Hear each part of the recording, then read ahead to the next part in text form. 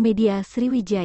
Sejumlah pekerja membersihkan infrastruktur jalan di Simpang 4 Jalan Mayor Ruslan Dekan Universitas IBA Palembang. Rabu tanggal 23 November tahun 2022. Menurut pedagang sekitar mengatakan, sebelumnya jalan tersebut dikotori tanah dan lumpur yang jatuh dari angkutan truk bermuatan tanah dari sekitar kolam retensi yang sedang digali. Karena dikhawatirkan jika hujan turun jalan tersebut licin dan membahayakan pengguna jalan, oleh karenanya dibersihkan dengan cara manual.